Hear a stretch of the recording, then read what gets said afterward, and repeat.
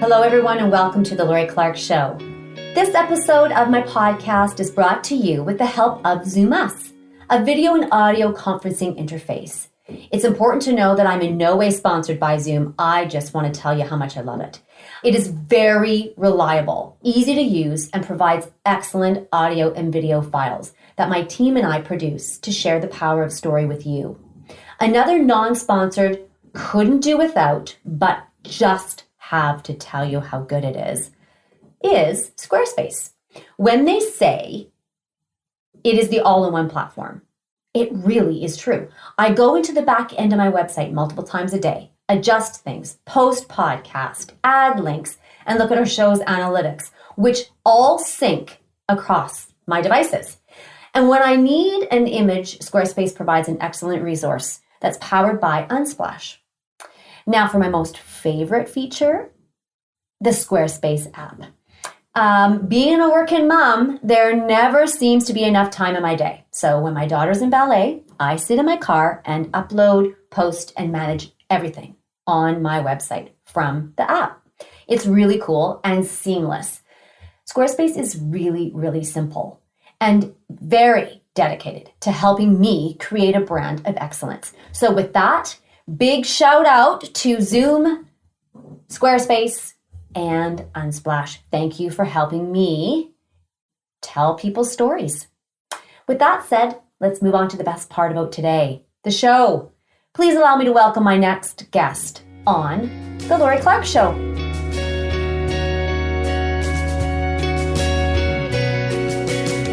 This next guest is Sue Wozni. We are going to discuss today anxiety. She has a master's in psychology, but is not a practicing psychologist or counselor. She is serving as a consultant with organizational issues, and she has some things that she can offer us today. Let's begin by understanding what anxiety is and how it works, and what someone can do if they are seeing signs or symptoms within themselves. We know that anxiety is a very big topic and can be often confusing to understand. And our goal in this conversation is to present a framework where we as the listener will be able to understand a little bit more about anxiety. And if you are young, if you are a teenager or younger, an adolescent, we want to offer you some of the things that can help you understand and begin to have a new perspective. So thank you, Sue, for coming on today. And it is just great to have you. I'm really happy to be here. Thank you. What is anxiety? Anxiety actually lives in the fight or flight response. So we all have the fight or flight response. It's part of the more primitive part of our brain, and it serves a purpose to keep us safe. That's basically what it's there for. And so what happens is whenever we experience challenge, and it could be a physical challenge, an emotional challenge, or a verbal challenge, the brain doesn't differentiate between those three. And the protection mechanism fires up and gets us ready for either running away from the problem or engaging and conquering the problem. We've been largely socialized out of going with our fight or flight response, but it's there. We can't not do it. But once we know how to recognize it, there are actually some tips and tools that you can use to minimize or manage that anxiety response. Everybody worries, right? You think about your kids, I wonder, if he's doing okay, or, my little grandson had a cold, I wonder if he's all right. And that's normal and natural. When worry becomes pervasive, when it becomes to the point where it interferes with our ability to function in terms of our job, our life, our family, our friends, our work, our play, then that's when we start to see people sort of getting a bit rocky and going a bit off the rails. This flight or flight, it's a response. So if I'm walking down a back alley, at 2:00 in the morning, I'm going to feel some readiness inside of me, correct? Yes, you're going to be on alert. I'm going to be on alert, and my body is going to be ready for a level of action. Yeah, and there's hormones that get released into our bloodstream when we get either anxious or angry. So we get adrenaline, which is that metabolism booster. That's why your heart starts to pound and race. Okay. noradrenaline, which is another metabolism booster, testosterone, male hormone, which makes us stronger, and cortisol, which is a stress hormone. And that's the dangerous one. That's the one we walk around with too much of it in our systems. It often, I think, has been linked to a number of autoimmune diseases, and just it's just not a healthy way to be. So we all tend to kind of walk around with way too much of it there. You're talking about young people. And if you think back to when you and I were kids, we played outside. We played stick hockey. We built sandcastles, that kind of thing.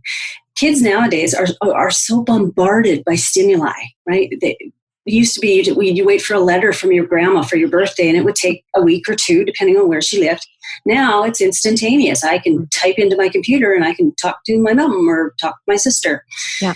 And so I think we do kids a disservice because we allow them to have those stimuli babysitters, as opposed to, and we don't really teach them how to cope.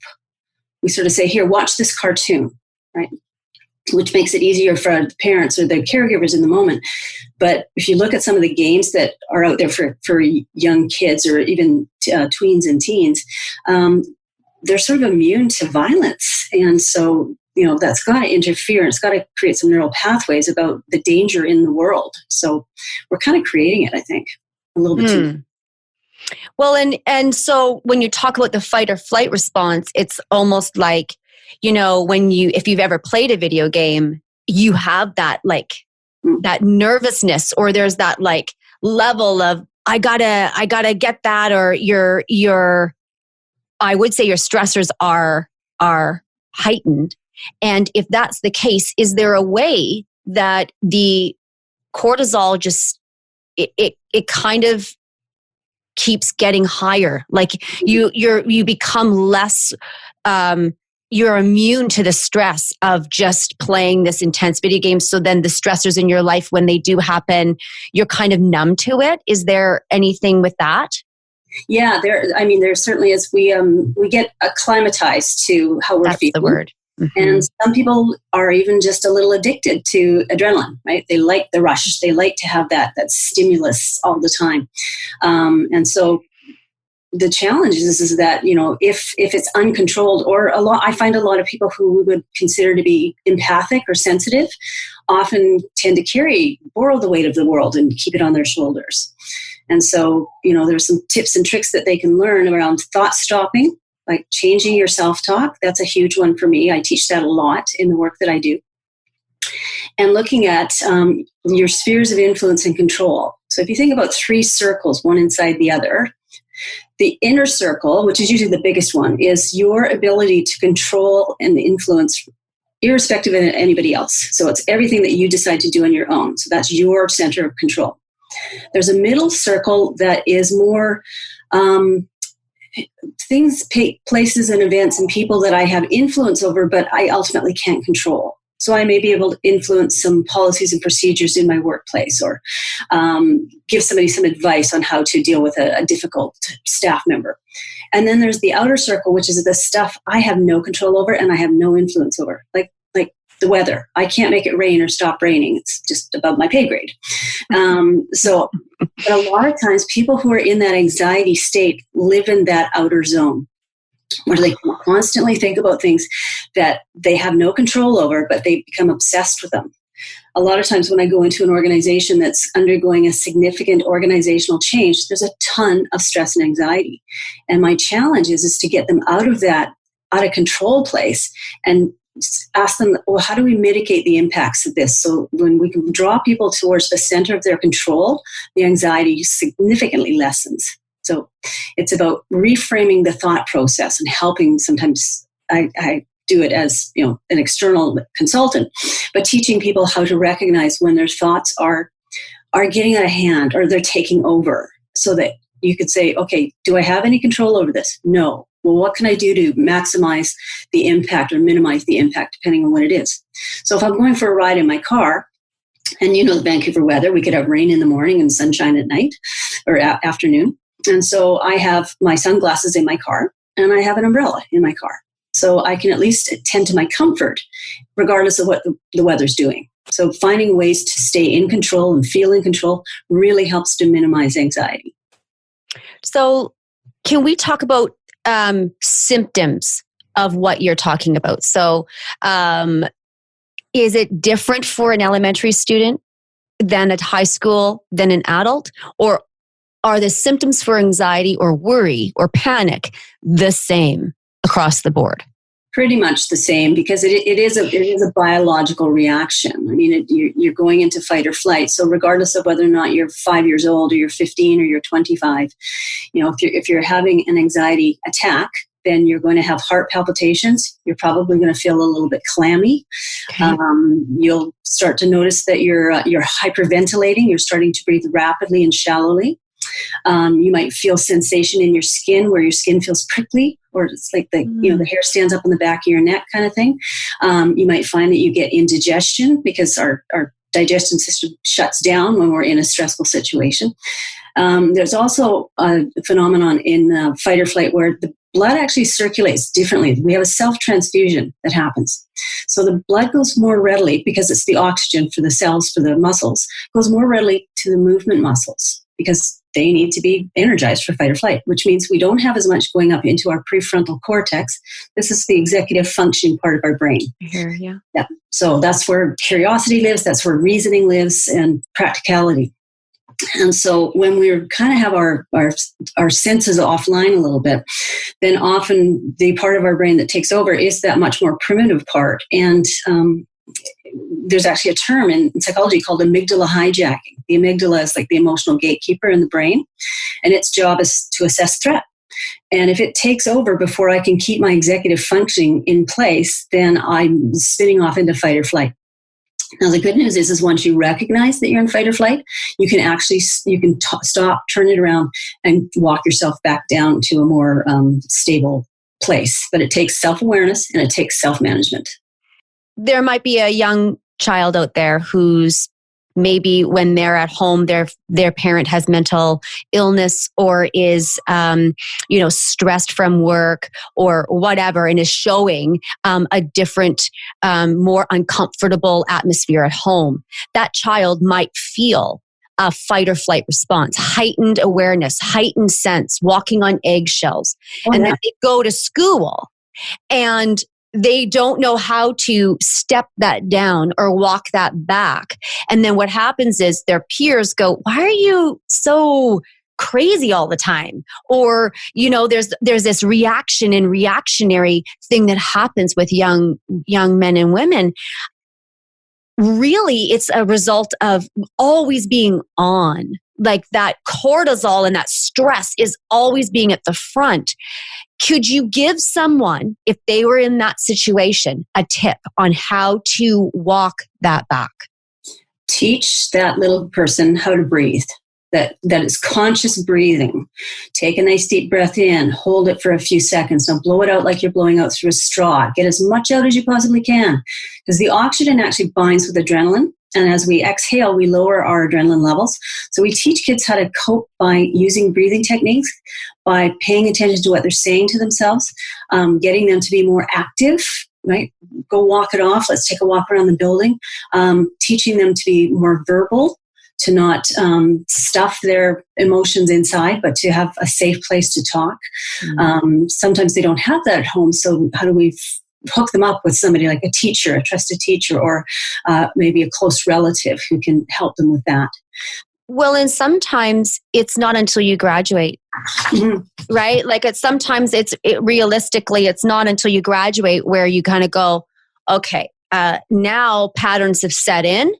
Now there's a whole other level of expectation, a whole other level of unknown for me. Mm-hmm. This is how I was raised. This is what I've begun to believe is my story, the narrative that we tell ourselves. And now how do I function in that world? And so then anxiety becomes the mode of operation. Can we talk about the difference of in that state, the difference of anxiety and the difference of worry? Like, what does it do in the body? Well, worry is just, it's more transient. It's usually situational. So it's like, ooh, I got a big test coming up this week and I don't feel like I've studied enough. Or you have those worry dreams where, I'm sure you've had that one where you go back to high school and you can't remember your locker combination. And that's an anxiety dream, right? Anxiety is more pervasive. It's more persistent. It's a patterning of thoughts, which triggers the emotional patterns as well. And so people who are chronically anxious benefit from cognitive behavioral therapy, which teaches you how to restructure your thought process, learning coping exercises. There's one I really like that I've taught to people, and it's just called 5, 4, 3, 2, 1. So when you find yourself in that state where you need to ground yourself, you acknowledge 5 things you can see around you, and you name them, either in your head or outside your mouth. You acknowledge 4 things you can touch, so using your 5 senses here. 3 things you hear. There's a bird, there's a plane going by, there's a car outside. 2 things you can smell, and 1 thing that you can taste. So you're engaging all 5 senses to ground yourself back to an anchoring place. So that's a really good technique to give little kids, because they can do that. You go, let's do 5, 4, 3, 2, 1, and it's almost like a little game that they can play, and it gets them out of their heads into a concrete world and into their body. Yeah, we're using their senses. So not into their body where they're still in that story of, whatever the anxiety is, but their senses, their 5 senses. Mm-hmm, exactly. So that they're getting out of their worrisome heads. Self-talk is another strategy that I teach, to largely adults, because that's mostly who I work with, but with younger people as well, to find the volume button on your head and inside your head and turn it up, because you're talking to yourself all day long. Dr. Phil says that we think about 1,500 words a minute. We speak 125. So I can tell myself the same story 10,000 times after just hearing it once. And if I keep that narrative going, that just becomes the neural pathways start to form, and then that becomes part of my paradigm.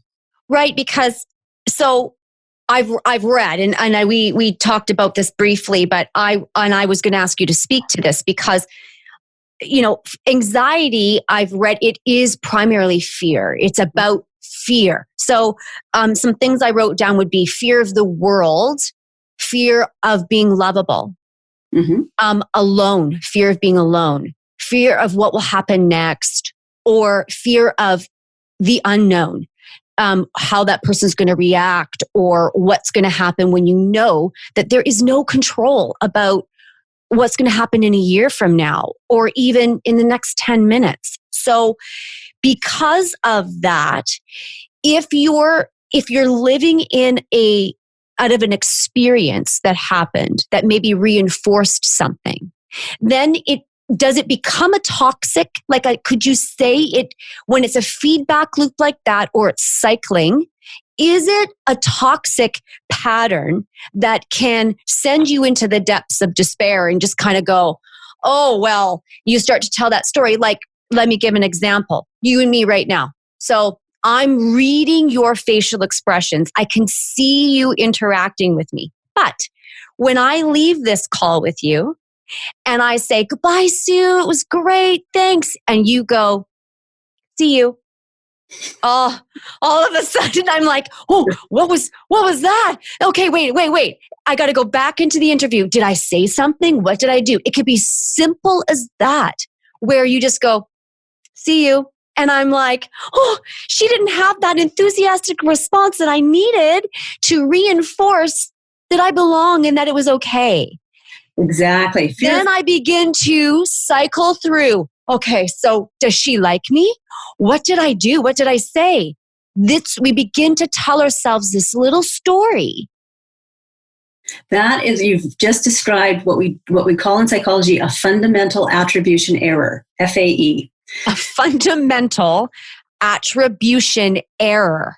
Yes. Okay. So you saw me go in your scenario. Yeah, bye. Right. So everybody who's watching this program saw me do that. Right. So it's public. You heard me. You saw me. Now, the impact that had, the intent that I had in getting off the call that way, you don't know why I did it. I just did it. So it's private. The intent is private. The impact it had on you, unless you share it with your audience, we don't know how it landed for you. We all have what we call perceptual filters.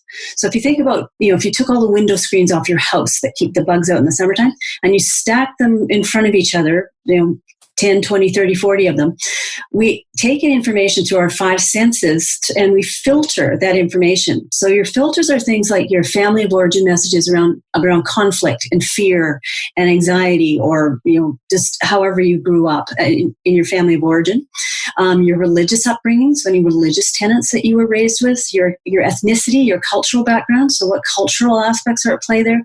It could be your life experiences, your job experiences, your educational levels. And so what we do is we see something or hear something, and a fundamental attribution error works that if I feel that you negatively impacted me, or I felt negatively impacted, I will automatically at least question, if not assume, that you meant something by that. It's a huge source of my work, going in and helping people who can't look at each other, let alone speak to each other, and they've seen something or heard something, created a story, the story becomes their truth, and now it's all about that person. So if you and I have had past dealings with each other where we haven't resolved it very well, then I start to look for ways that you're out to get me, that you're out to throw me under the bus or make me look bad. And I hear it all the time. I know he wants my job. I can tell he's trying to throw me under the bus. And when I say, how do you know that? They go, I can tell. So it's like, oh, clairvoyance, pretty cool. I have that. I wish we all had that. So just doing some fact checking and saying, okay, is this really what's going on here? And I always say, don't act like you know what the person meant. Act like you don't know. Go check it out. I can guarantee you that rather than sitting there for 2 weeks worrying about, they're mad at me or I said something wrong, you can go and clear it up and say, oh no, I was just in a rush. I just needed to get going because I had an appointment. So I said goodbye quickly. And then you've reset the memory. So now you don't have to worry about it. But a lot of times we replay things over and over and over without checking it out. We go and we make it worse. And then, it starts to impact our ability to be successful, to have authentic friendships or relationships. And it just causes a significant personal stress.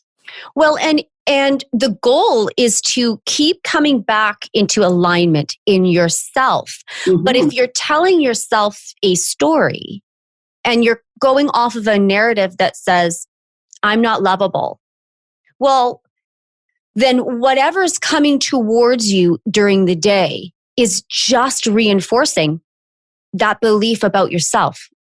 I'm not lovable. So that person's out to take my job because I have no value here in this position. Or, why would you like to be my friend? I'm super lonely, but I'm unlovable. So, yeah, right. It's like these small little whispers that ingrain themselves.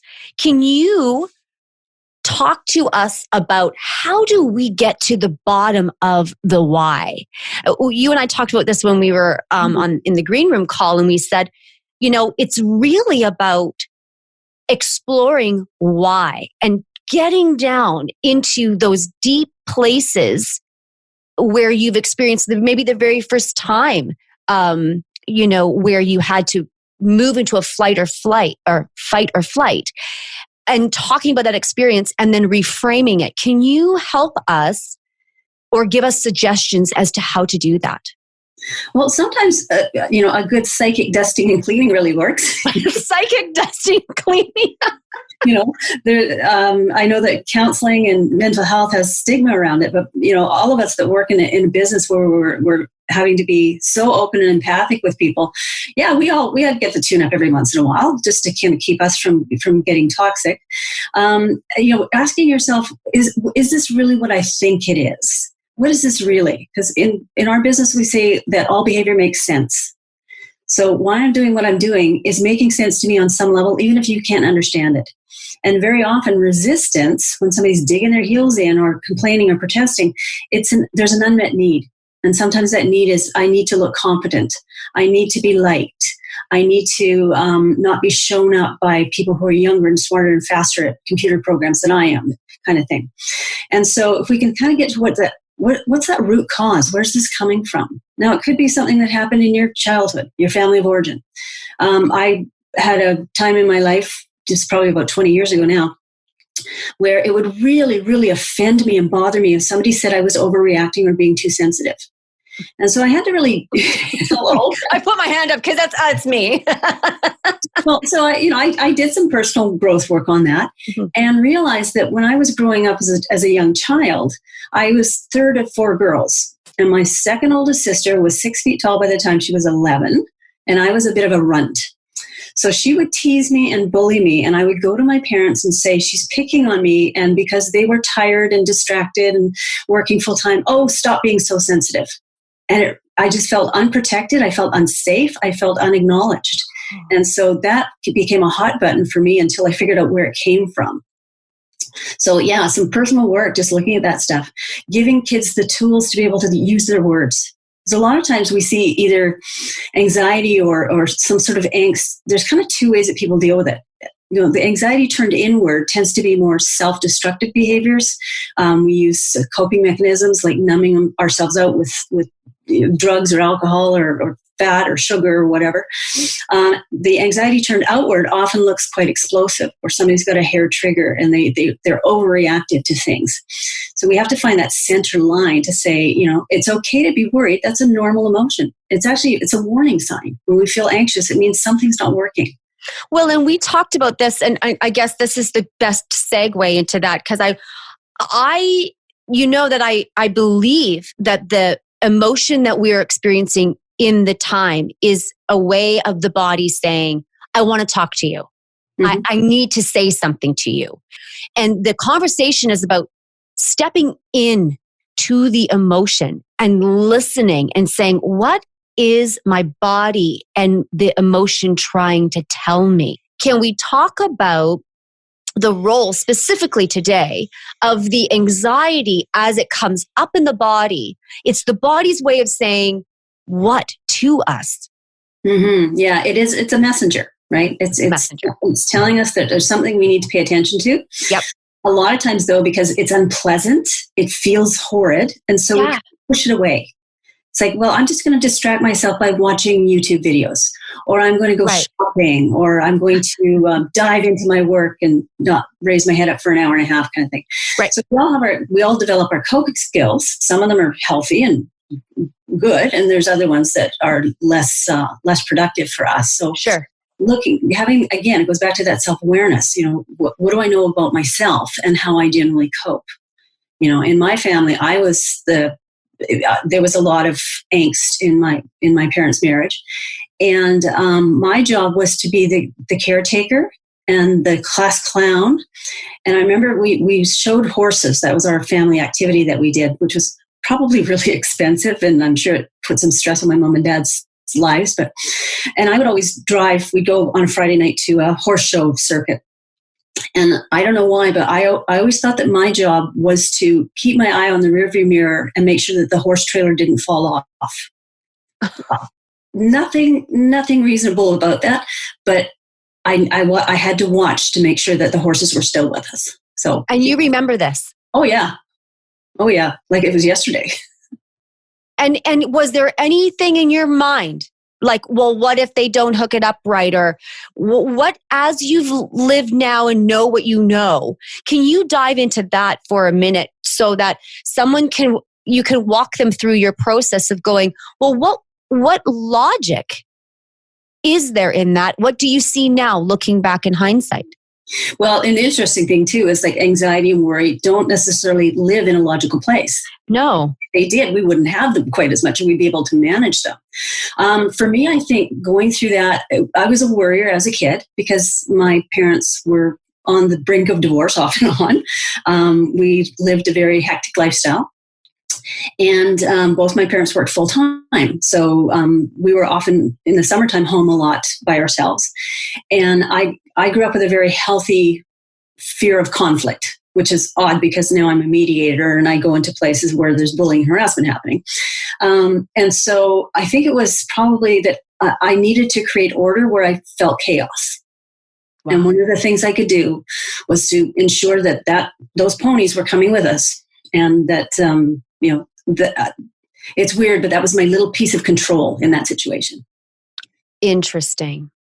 And we all have our rituals, right? And isn't it amazing that the story that you told yourself, right? That this is the place that you are responsible for.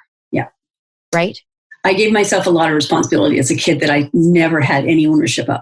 So, but and the kids are amazing at being able to see how they're at fault, how they've caused things.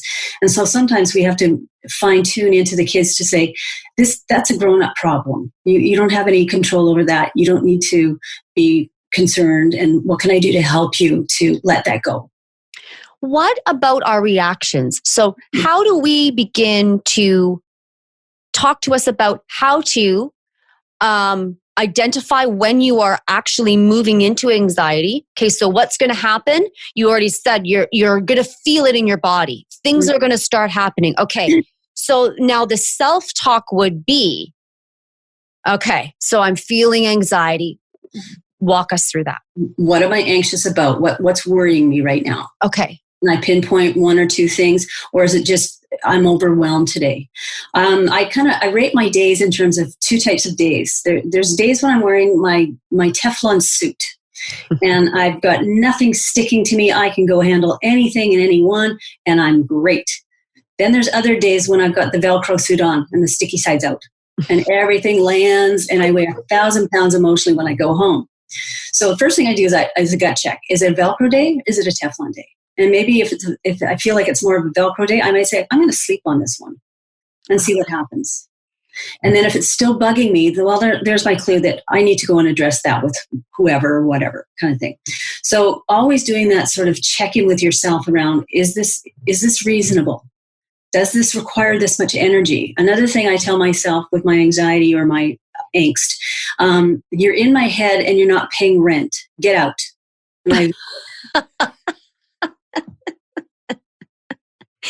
That's a great one. Yeah.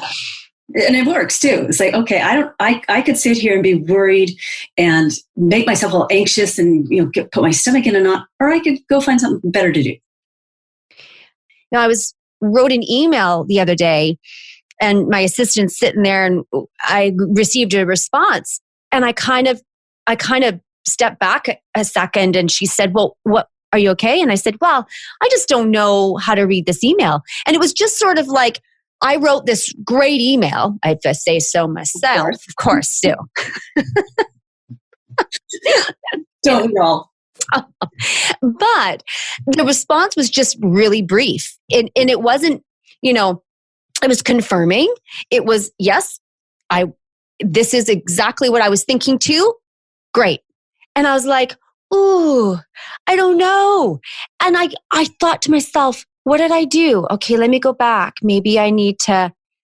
Oh, absolutely. Yes. And our anxiety and our fear is right there all the time when someone doesn't even mean it. So how do you give someone a solution based on that?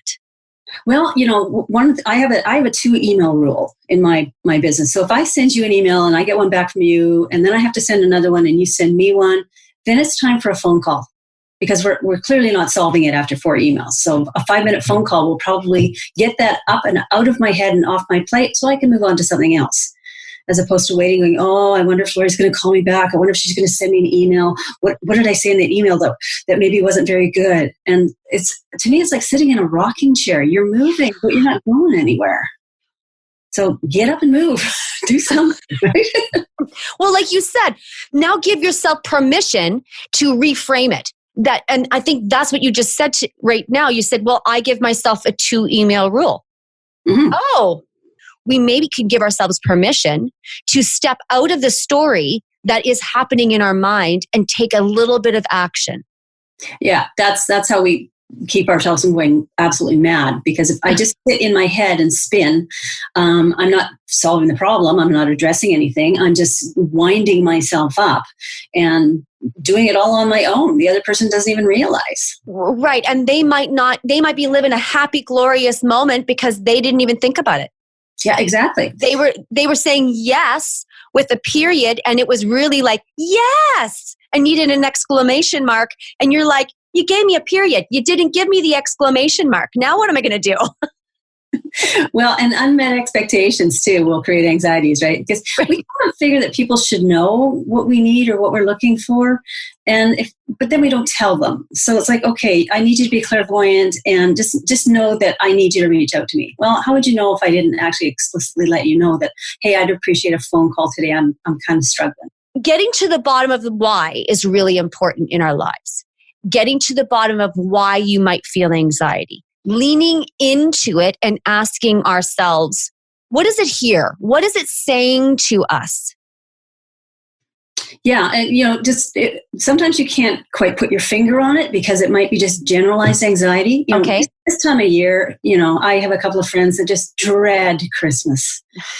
And it's just, the pressure that we put on ourselves to get the perfect gift and to have the right meal and, making sure Aunt Edna gets to the place that we're having supper kind of thing. And so, some people just choose to just ignore and just pretend it doesn't happen. Other people go way overboard, spending all money that they don't have, and create even more stress for themselves. So, sort of looking at how much control do I have over this? What do I have control over? What can I just let go and trust that it's going to be okay? And just to make sure that I'm keeping my perspective in check, that I'm not allowing the imagination to run away. I'm sure you've done this where you've been laying in bed at 1:00 in the morning and something is just going round and round and round and round. And if it's about, something to do with some other person, they're probably just sleeping. Yeah. If they're on the pillow beside you, you can do something about that one. Give them a good elbow. Wake up, I want to talk to you. Yeah. Well, I think that's true. And you've said also like the when we're unhappy, the unhappiness is about the moment. And then that's when the anxiety comes in, right? And says, okay, what am I unhappy about? But really, I think it's the mind telling us that there's a message in the moment. So we've learned to see maybe a feeling as unhappy. Okay, now I'm worried, so I'm unhappy. But really, it's just saying, maybe I need to adjust a moment here. Maybe I can give myself permission to do as you say, just to let something go, to walk away. This is retraining our minds to begin to unplug the mind and say, okay, enough already. So any tips on unplugging that feedback loop? Like, it's hard to do positive affirmations when your mind is telling you that you're not lovable. Exactly. Yeah. So, and we all have those self messages that we get that come from, and something, 25 years ago, I would teach a workshop at a conference, and I'd have 150 people in the room, and the feedback sheets would come in, and 99.9% of them would be just awesome. But there was that one, and that I allowed my focus to be on that. And now I just that's okay. That person didn't particularly enjoy it. I don't know why. Maybe they're having a bad day, but I had a good day. I'm good. If I can put my head on the pillow and say I did the best I could with the tools I had today, let good enough be good enough. Because if you're a perfectionist, oh my goodness, worry, anxiety, right? So practice letting go of perfection and saying it's okay. I don't have, it's good enough. I said to my assistant, Amber Lee, I don't want to read comments on social media. And she's like, okay, so I don't read comments on social media. And my partner says to me, why aren't you reading comments on social media? I'm like, Dave, stop saying things are important. He's like, no, I want to know why. Why are you not reading your comments? And he said, because there's no bad comments, but I just want to know why you made that up. And I said, well, I don't want to know if somebody doesn't like something. Mm-hmm. Because I put so much work into this little baby, right? Mm-hmm. And so I think I don't want it, because a comment makes me feel anxiety. It makes me feel that part of my shadow that says, you're not worthy. You're not lovable. You need to be afraid of your success. Success is scary. And so criticism equals failure. It's all of these weird things. And, I looked at him and I said, we've been together for 24 years. I hear what you're saying. I'm listening to you. The very next day, now all I do is comment and respond and listen. And someone came to one of the weakest spots of myself, because I did live a life of, I have a learning disability, and it's a very difficult thing for me to write and to do different things. And I got this email through my website saying that the word "don't" on my website was spelled wrong. And I was like, oh, come on. But there are people who cannot see past the word "don't." And it creates, I just said, okay, I'm letting that go. This is not something, is it something I can control? I can control that. We went through the site. We took a look. It's like reframing it from, Lori, you're a failure. You're not measuring up. Mm-hmm. Look at this. Your learning disability has come to the front and center. Because of a don't. Because of a don't. And it has not. I still write. I write with authenticity and poor grammar. And I know that I do that. I can't worry about it. It can't stop my forward movement and my success. I've experienced such anxiety about that in my life because it was constantly reinforced in school. It was reinforced in high school. It's now reinforced now. But now, like you say, I've just deciding and that self-talk, I'm giving myself permission to expand and grow from this perceived weakness that I have. Yeah, well, the person that goes on your website and finds a spelling error, I mean, is that about you? No, it's about them. They're nitpicking. So to leave the responsibility where it lies. I'm quite visual in the work that I do, and I think about things in pictures. So I play emotional poker with people. Oh. So if somebody puts down a guilt card, it's like if we're playing Go Fish or something. Okay. I can control whether or not I pick that up, and I don't pick it up unless I really know it's mine. Because it's really easy to go, oh, sorry about that. Let me take care of that for you. Let me feel that guilt for you. Whereas I'm going to go, okay, so what makes you think that I have responsibility over that for you? And I get curious with them to find out, where's that coming from? And if it is mine, I'll take ownership of it. But if it isn't, I'll say, well, yeah, that's unfortunate for you. What can I do to help you? And then shift their focus away from what they feel out of control about to what they can control. And just that empowerment of giving people choice and letting them know you have a choice here. You don't have to go down the rabbit hole. You can choose to do something different about it. But it has to be, again, self-awareness, self-management, self-talk, and standing up for what's important to you rather than just kind of sitting down and taking it because I don't deserve to be happy or I don't deserve to be liked or whatever messages. And it's a constant rebuttal of that voice inside your head. How do I quiet that mind? And how do I reinsert different things?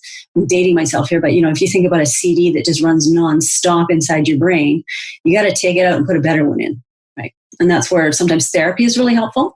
If there are chemical imbalances in some families, it is a chemical imbalance. So, checking with your family doctor, seeing whether or not you need a serotonin uptake reinhibitor. I don't think I said that right, but anyway, like some sort of medication that helps to stabilize your chemical balance. There's a lot of stigma around that kind of stuff sometimes, but there's a lot of people that it's like having diabetes. Would you not take insulin if you had diabetes? Like sometimes we just need some chemical assistance. And I'm not suggesting everybody run out and get a prescription, but check out the options. If you're finding that you're not functioning, that's your body's telling you that, hey, this is not working. We need something else. So maybe cognitive behavioral therapy. I mean, that's more so for an adult. For kids, we do things like play therapy or art therapy or music therapy, just to help them to learn how to express themselves so that they learn how to not bottle things up. Because a lot of times worriers bottle things up. And they try to control the situation, or they try to know everything so that they don't show that they are not knowing what they're doing. Yes, yeah, control. When I feel very out of control.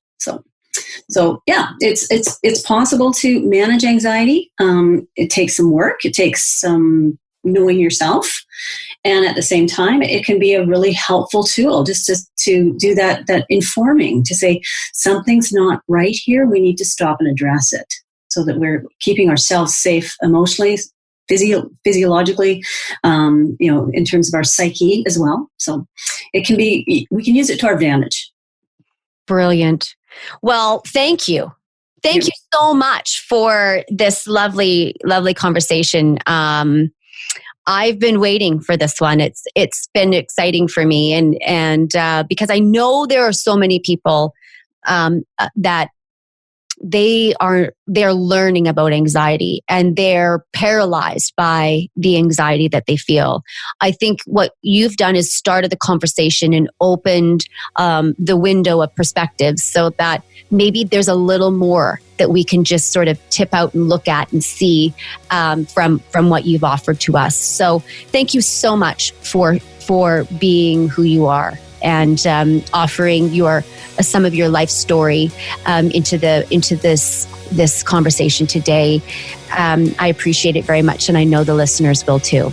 I very much appreciate you having me on. It's been just great having a chat with you about this very important subject. And we'll talk soon. Okay, thanks.